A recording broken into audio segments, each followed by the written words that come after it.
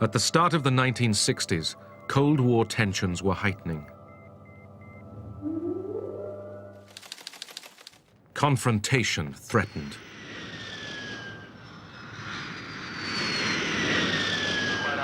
The two superpowers watched and waited, preparing for a nuclear holocaust. The world's safety depended on mutual assured destruction, the threat of mutual suicide that came to be known as MAD, MAD. It's not MAD. Mutual assured destruction is the foundation of deterrence.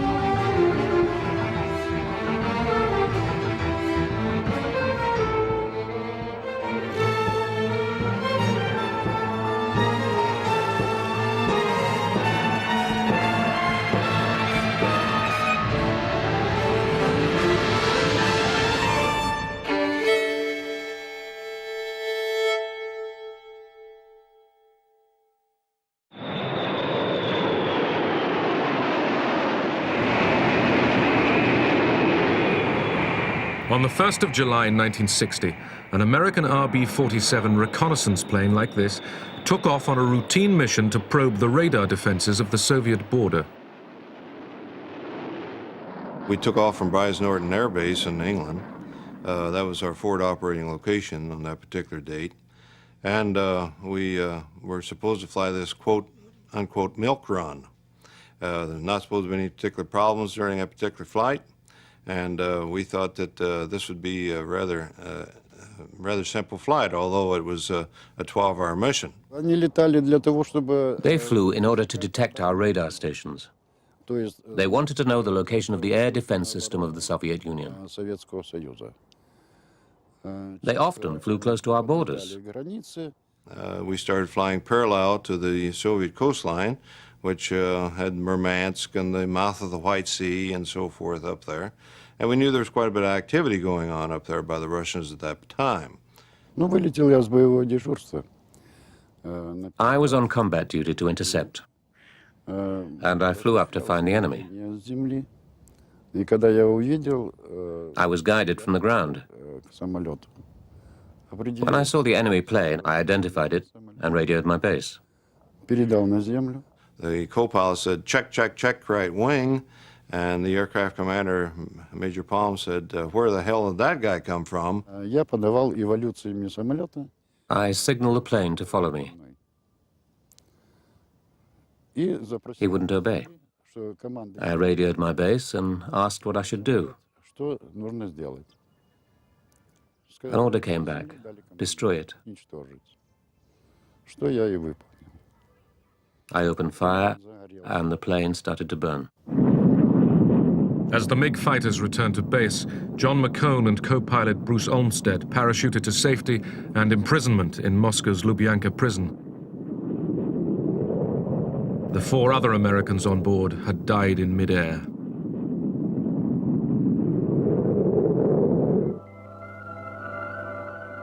On the front line, constant vigilance.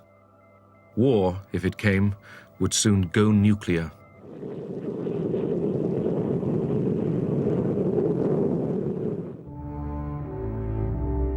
American Titan missiles, each with a warhead that could destroy Moscow, were ready to be launched.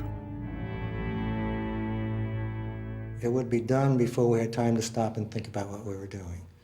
It doesn't take all that long, and it was just automatic. There was no question in our mind that this was the thing to do. If we had ever received a launch message over the PAS system, I would have had absolutely no doubt that my life expectancy was measured in probably less than a half an hour. And the only question was, would we be able to launch this missile before the incoming hit us? Pearl Harbor was still a painful wound in the American psyche. In Alaska, Greenland, and England, ballistic missile early warning radars were in operation. America did not want to be surprised again. The Cold War was a war that went on 24 hours a day, 7 days a week. We felt that they were trying to take over the world, and actually we were one of their largest stumbling blocks in that effort. Therefore, we were one of their primary enemies, and their primary target was to take over our country. They were banging it into our heads, and we couldn't have imagined otherwise. The Americans were aggressors who wanted to conquer the whole world, and we had to protect the world. In 1961, the new American president, John Kennedy, had taken office in a tense nuclear world. He inherited from Eisenhower the doctrine of massive retaliation. The term massive retaliation, as it was understood at the end of the 1950s and the beginning of the 1960s, was a policy of responding to major Soviet conventional attacks, for example, in Western Europe, should that have occurred, with a massive nuclear response. Massive retaliation had been conceived at a time of clear American superiority. Now, the Russians were trying to catch up.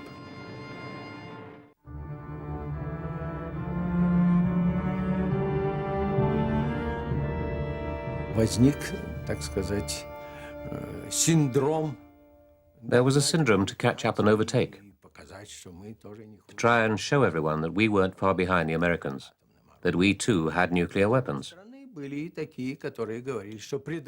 There were those who said that we can only prevent a nuclear war if we oppose world imperialism with a force of similar strength.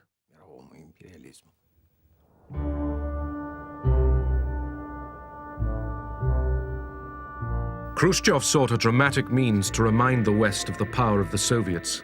He broke a moratorium on nuclear testing.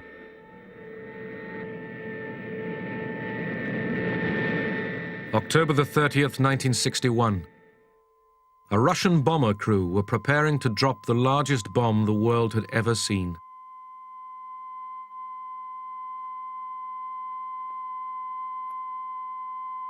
Одна.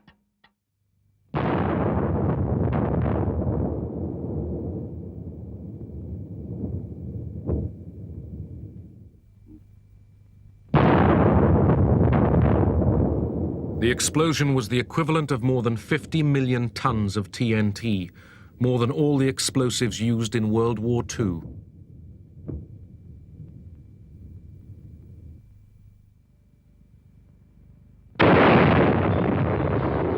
"50 miles away, people were blown off their feet.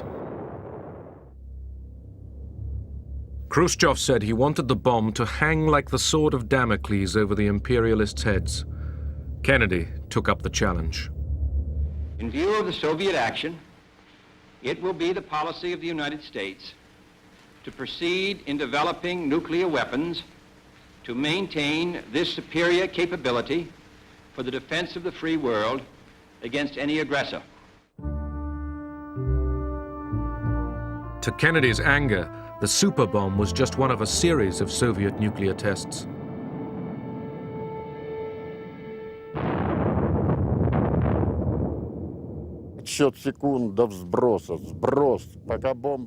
I remember counting down the seconds, then dropping the bomb. We had to put on special glasses and pull down curtains to protect us against the radiation. We'd put on the glasses, but we'd forget to draw the curtains as we wanted to have a peek. Suddenly, there'd be something like a rising sun. The clouds disperse, and you see a beautiful, beautiful picture, like in a fairy tale. A mushroom growing up and up. It's on top of you, and you're going underneath. The instruments measuring the level of radiation went right off the scale. But of course, we forgot about that. Then suddenly there is a huge blow as the shock wave hits the plane. all the controls go crazy, and you have to grab the joystick and quickly try and get it under control. The plane was thrown from side to side. We knew what a nuclear explosion was like. It became obvious that the Russians there was no containing them. They were shooting not just this big bomb, but lots and lots of them. And we essentially did the same thing. We went and, we got bombs from wherever we could find them and took them to Nevada and shot them just in order to respond to these Russian tests. It was a crazy period.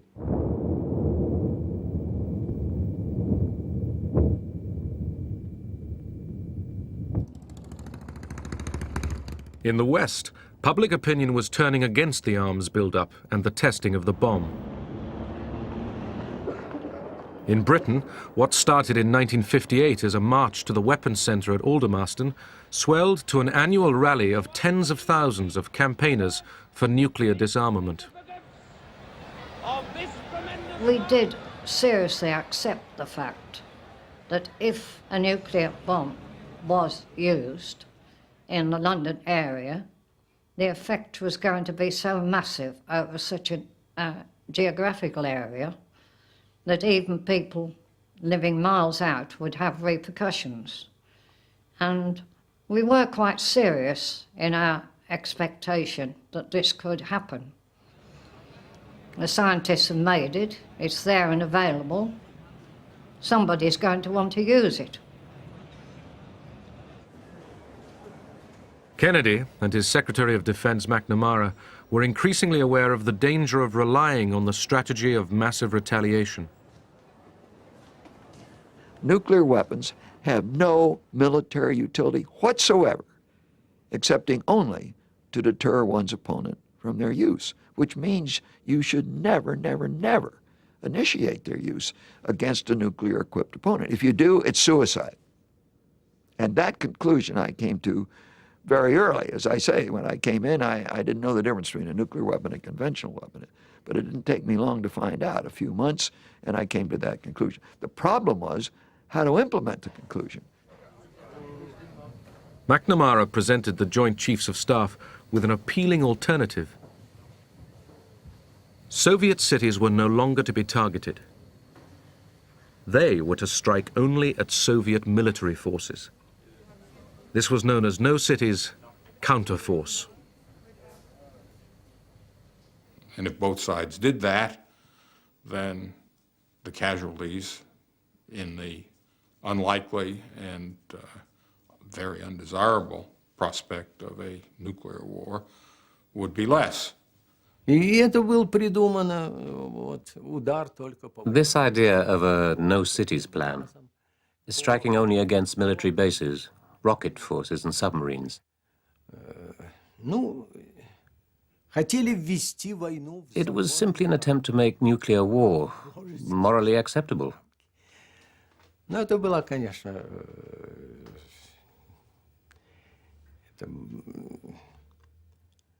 was an attempt to deceive oneself. The Russians weren't the only skeptics. The head of the Strategic Air Command, General Power, was briefed on counterforce by one of McNamara's assistants. General Power insisted that the only way to deal with these barbarians was to blow them all up. And I said, but who's going to win that? And he said, I would be satisfied if there were just 2 Americans left and 1 Russian. That would be, we would have won. And I said, well, there'd better be one of them a woman. October 1962. Khrushchev, seeking to reduce American nuclear superiority, sent Soviet missiles into Cuba. It was real. You know, this was no joke. They were moving mid-range missiles into Cuba, and I don't think there's any doubt about the fact they were moving. They may have had some there already. They certainly had the facilities to rapidly introduce them. That was tense. Kennedy ordered a blockade and put his forces across the globe on the highest alert.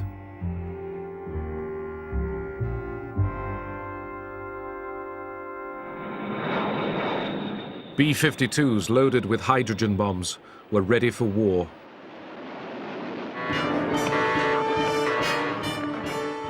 During the Cuban crisis, if the horn blew, we shook like the devil. I mean, we were scared. We said, we're on our way. So we simply ran to that airplane and fired up the ground carts to get power to the airplane and air to start the engine. And we cranked those engines as fast as we could, and we would listen for a message from Strategic Air Command to give us instructions on what type of exercise it was, if it was a practice or if it was a real thing. You know, you literally swallowed because you didn't know what it was going to be. Confronted by Kennedy's nuclear superiority, Khrushchev turned the missile ships back. Both Khrushchev's government and Kennedy's government proved to be wise enough to find their way out of this situation. The Cuban Missile Crisis was very important. It showed just how close to the edge of the nuclear precipice the world was standing. Moscow and Washington realized that direct communication between the two capitals must be improved.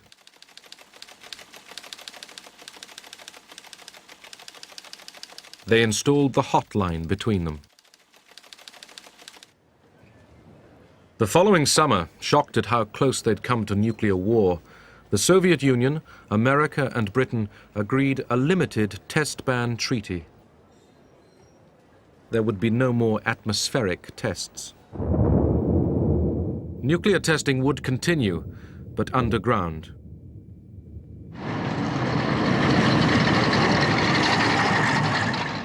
In Russia, the Kremlin had learned a lesson. Never again did it want to confront America from a position of weakness. Lack of nuclear armaments and the weakness of the Soviet Union came as a shock to the Soviet leadership. It was like a cold shower for the government, who realized that these weaknesses had to be overcome.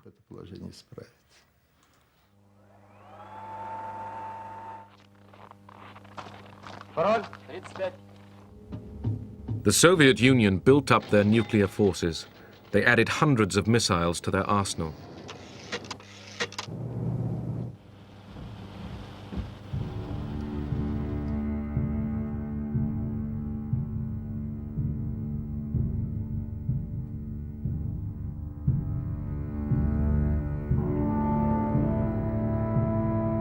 The Americans had to accept that, realistically, they could no longer destroy all the Soviet forces.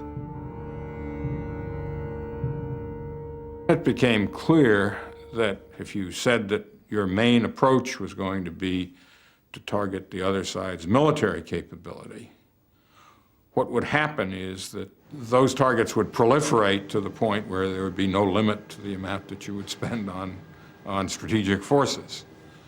The military on both sides accepted that they could no longer protect their own country from destruction.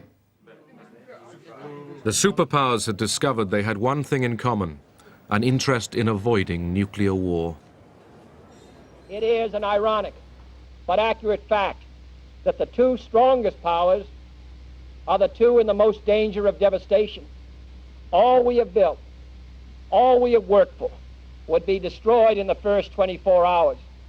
And even in the Cold War, which brings burdens and dangers to so many countries, including this nation's closest allies, our two countries bear the heaviest burdens.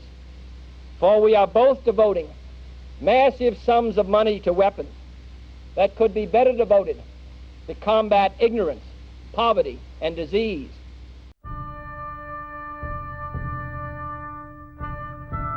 A grim logic was beginning to emerge. Nuclear disarmament was not achievable, yet nuclear war was unthinkable. By 1964, McNamara had concluded that his No Cities plan was a dangerous illusion. War would only be avoided, he now thought, by the threat of mutual suicide. McNamara, in particular, became totally convinced that the only strategy was what is known as mutually assured destruction, MAD for short. And what that meant was that the only way to have stable deterrence in the world was for both sides to be able to kill 25 to 50% of the other's population. It's not MAD. Mutual assured destruction is the foundation of deterrence. Today, it's a derogative term, but it's those who denigrate it don't understand deterrence. If you want a stable nuclear world, if that isn't an oxymoron, let me rephrase it, to the degree one can achieve a stable nuclear world, it requires that each side be confident that it can deter the other. And that requires that there be a balance.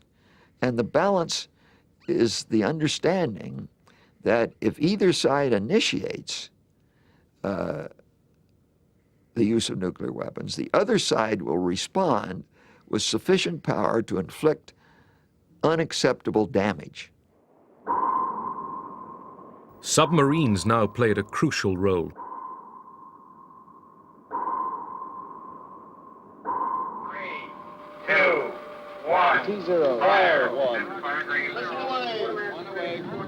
For MAD to succeed, each side needed to be able to retaliate even after it had suffered a surprise attack. The Polaris system to begin with was really a city killer. It was an extremely survivable, assured destruction capability that the Soviets knew they could not destroy, and knew that if they conducted a first strike, that system would someday be available to retaliate. It might take some time to get the message to them from a destroyed national headquarters, but someday the warheads would come raining in, and they would pay the price. I don't think there would have been any hesitation on the part of any commanding officer to launch.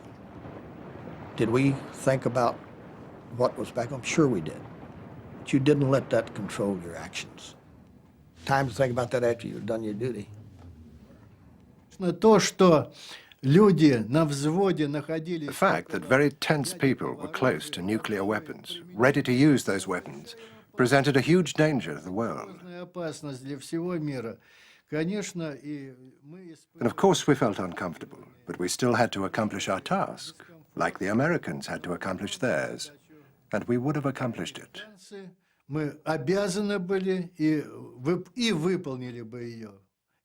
What would it have ended in? It would have had very sad consequences for the world. I thought from the beginning it was morally bankrupt, decrepit, morally I just do not accept war, that the primary objective of the war is to kill people. Primary objective of war is to win the bloody thing with as few losses to, first of all, to your own side, and second to the other side.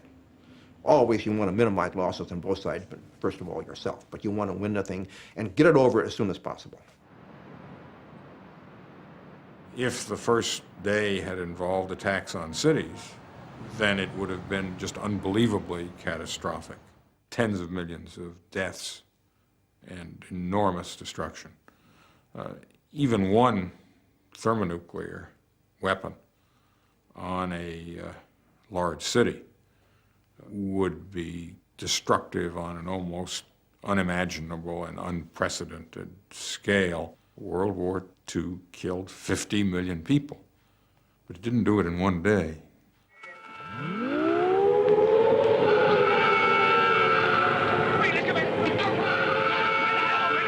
In 1963, Peter Watkins, a British filmmaker, made a drama documentary to show what a nuclear war would mean. 9:16 a.m. A single megaton nuclear missile overshoots Manston Airfield in Kent and airbursts 6 miles from this position.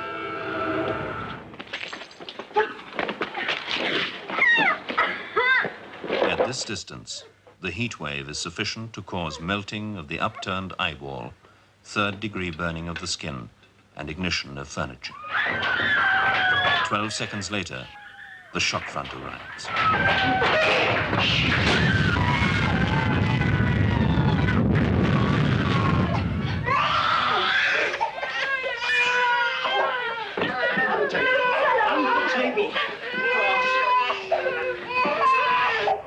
blast wave from a thermonuclear explosion has been likened to an enormous door slamming in the depths of hell.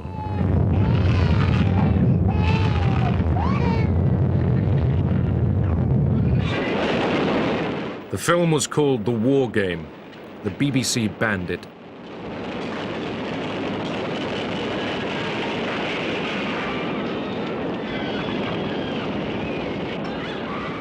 It wasn't seen on television for 20 years.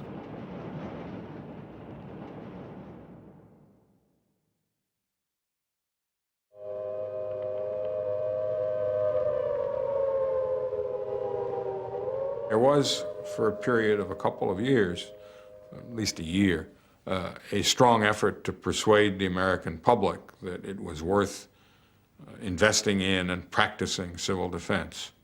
That campaign fell flat. The public wasn't very interested.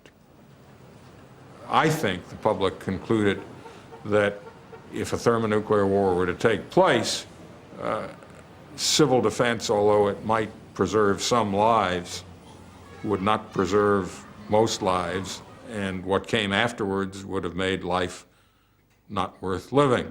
Whether you're sitting in your desk next to the window or standing in the elevator shaft, it wouldn't be of any great significance if the bomb were dropped in this area within a radius of 25 miles.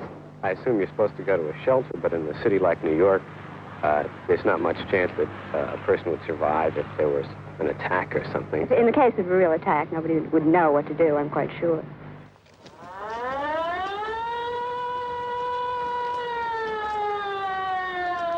Officially, the Russians took civil defense more seriously, but the reality was not encouraging.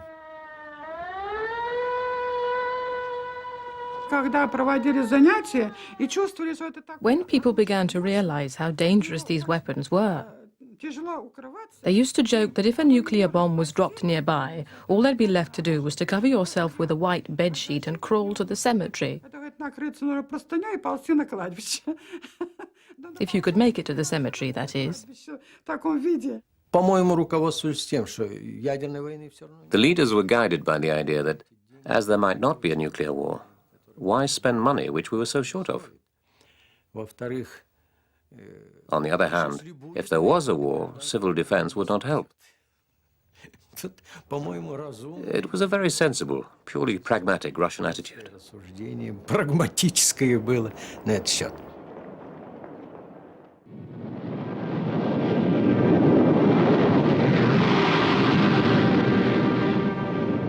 Even short of total war, deterrence carried its own dangers. In 1966, over the coast of Spain, a B-52 was due to attempt a routine refueling mid-air from a tanker.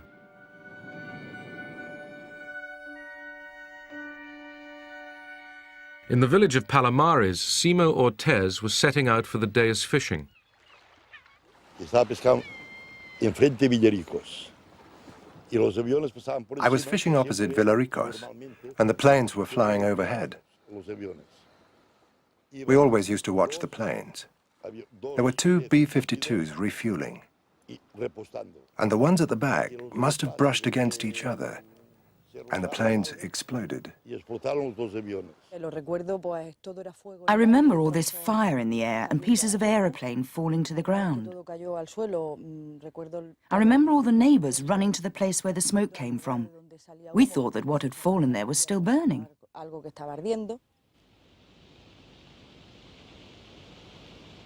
As the planes broke up, 4 hydrogen bombs were scattered over the coast.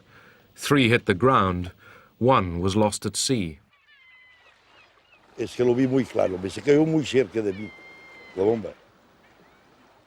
saw it very clearly.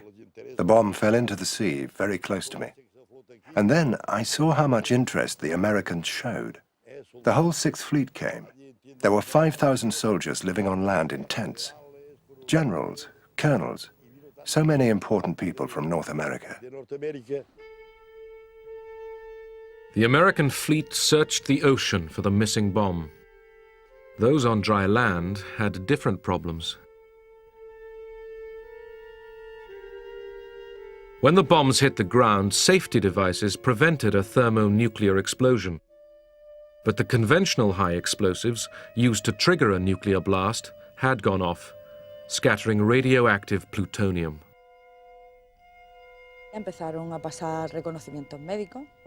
They started doing medical checkups here in the town with a Geiger counter. Some people had to throw away their clothes because they were contaminated. The houses were washed down with detergent or water. At no stage did the Americans tell us anything. People were scared because no one knew what was happening. All you knew was that you were forbidden to eat things, that you couldn't go out on the street, you couldn't touch anything. Everything but everything was permanently prohibited. Over 4,500 barrels of contaminated soil were shipped back to the United States for burial. At sea, the search continued for the missing bomb.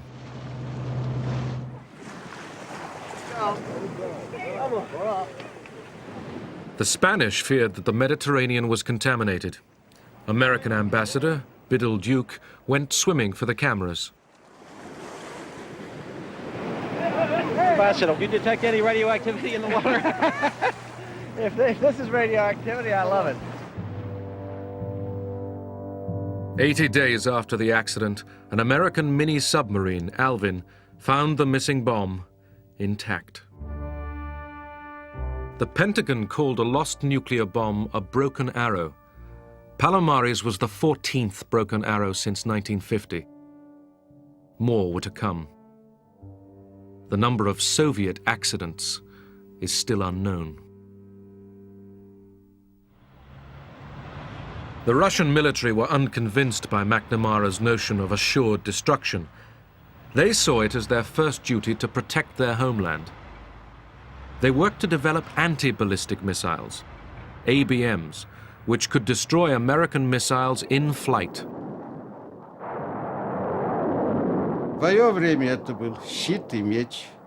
Был танк и было противотанковое орудие.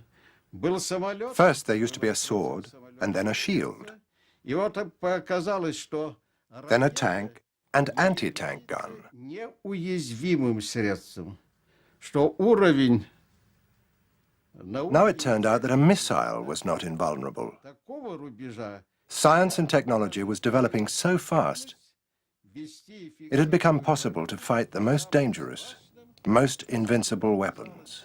неуязвимым оружием. To the United States, Russia's ABMs came as a blow. It was a terrible paradox. By building a defensive system, Russia had put the delicate nuclear balance at risk. Считалось, что система ПРО — это зонтик. We thought of it as an umbrella. Would an umbrella harm anybody? If it rains, you open it up. That was how we saw the ABM system. It was an umbrella to protect our population against a possible missile strike. In terms of MAD, if you believe in mutually assured destruction, anything that interferes with both sides, see, it's mutual assured destruction. It must be mutual, and it must be assured. So anything on either side that it would interfere with both sides, either or both sides, capability to kill 20 to 50% of the population of the other side is, by definition, destabilizing. The introduction of ABMs destabilized MAD, the balance of terror. We were both so afraid of nuclear armaments. We knew that you wouldn't strike and we wouldn't strike. But now, if one side could counter the other's ability to respond, then they had the advantage.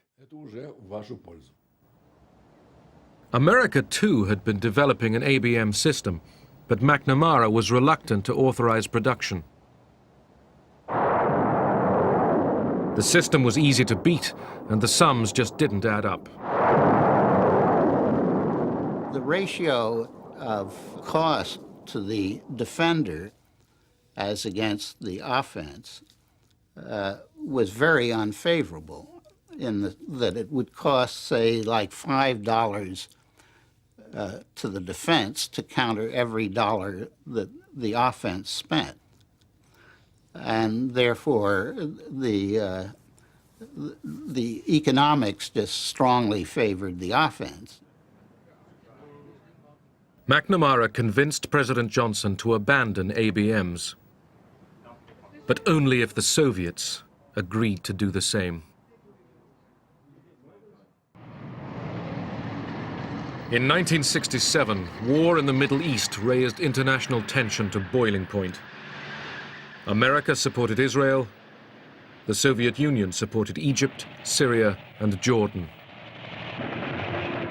The Israelis have released these dramatic aerial pictures to support their claim to have shot down 6 MiG fighters of the Syrian Air Force. Israel swiftly inflicted a crushing defeat. America, fearful that the Soviet Union might come to Egypt's aid, prepared the Sixth Fleet for action. The Six-Day War between Israel and Egypt. And as a part of that, the hotline was used for the first time. And one of the messages from Kosygin to President Johnson was, if you want war, you'll get war. And these were very, very tense times. To reduce the tension, President Johnson and Soviet Premier Kosygin agreed to meet at Glassboro, New Jersey. In spite of the Middle East crisis, ABMs were high on their agenda. The president and the premier had a meeting, and the president started speaking. He said, let's come to an agreement. Let's each not build such expensive ABM systems. Kosygin said, I'm against this. Why do you object to a system that protects people? Defense is something moral, and aggression is immoral. Missiles mean aggression. If you agreed to reduce the number of aggressive missiles, then I could speak about reducing our defense system.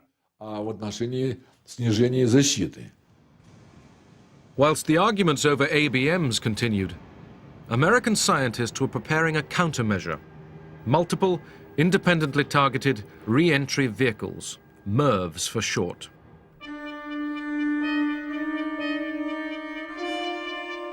One single missile could now carry 10 separate warheads, each capable of destroying a city.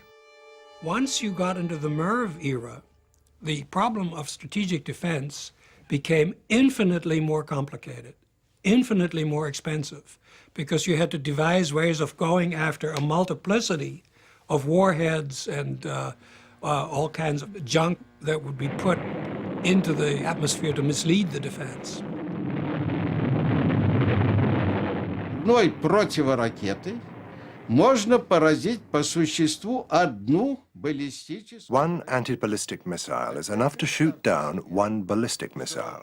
Баллистическая ракета имеет... But now imagine that a ballistic missile has 10 separate warheads. Тогда, значит, возникает необходимость... In order to shoot down one of those missiles, you would need at least 10 anti-ballistic missiles. Против нее по меньшей мере 10 противоракет. Here are two figures for you to compare. The United States of America had on their land-based launching sites alone 1,054 ballistic missiles. To counter that, we would have needed over 10,000 anti-ballistic missiles. That would be madness. Это безумие. Советский Союз исходил из того, что если мы не остановим эту гонку... The Soviet Union realized that unless we stopped the arms race, then the Americans, who were financially better off, could outdo the Soviet Union. строительство вооружений. И надо сказать, что к этому времени уже сказывалось... The leadership began to understand that now we had to choose between building socialism and communism or making missiles. Или, значит, делать ракеты.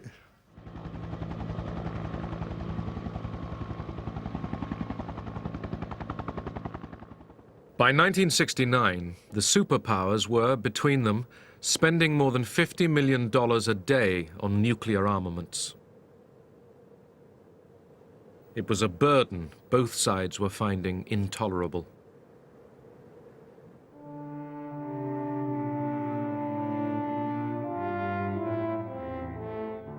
At last, they agreed to meet in Helsinki to try to halt the arms race. The negotiations came to be known as SALT. Well, SALT stands for Strategic Arms Limitations Talks. It was an effort, in the light of later events, a rather modest effort to try and put some kind of a cap on the accumulation of strategic delivery systems.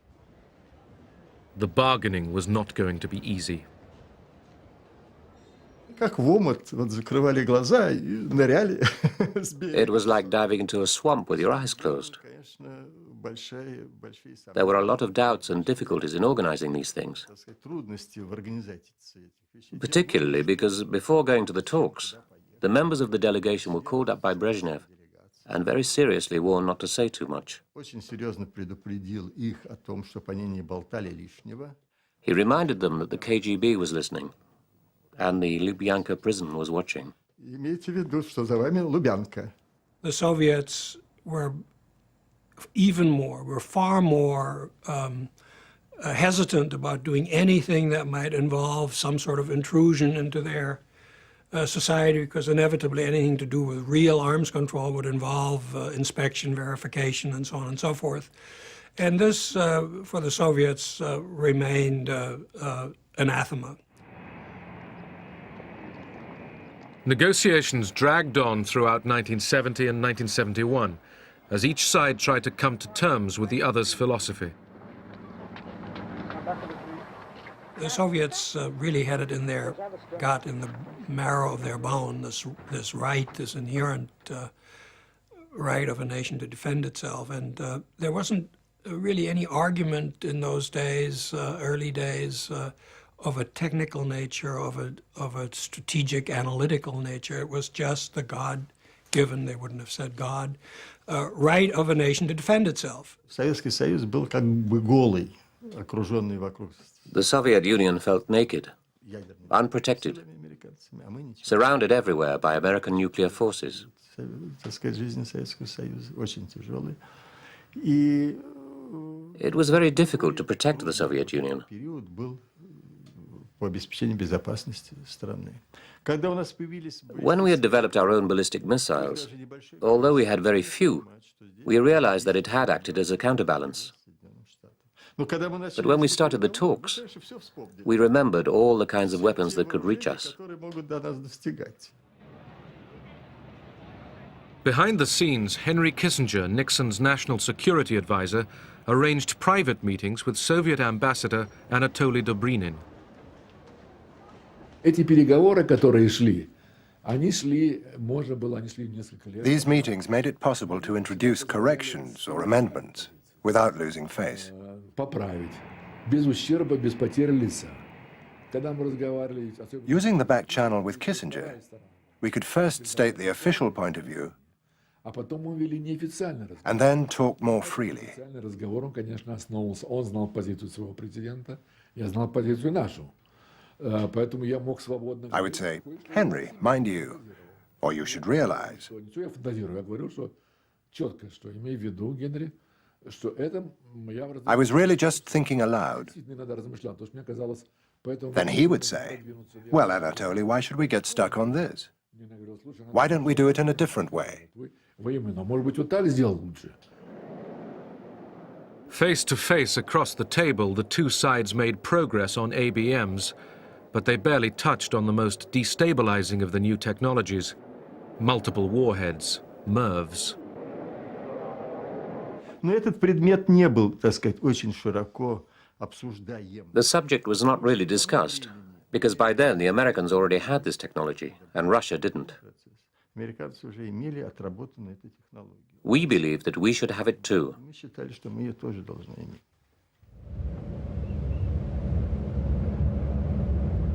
Finally, in May 1972, after almost 3 years of negotiations, President Nixon arrived in Moscow to sign the SALT agreements with Premier Brezhnev.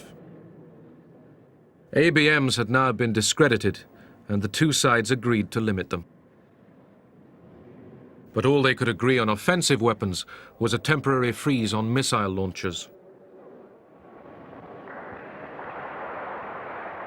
The superpowers were learning to cooperate. Yet their failure to control MIRVs meant that in the next decade, Russia and America would add 12,000 nuclear warheads to their arsenals.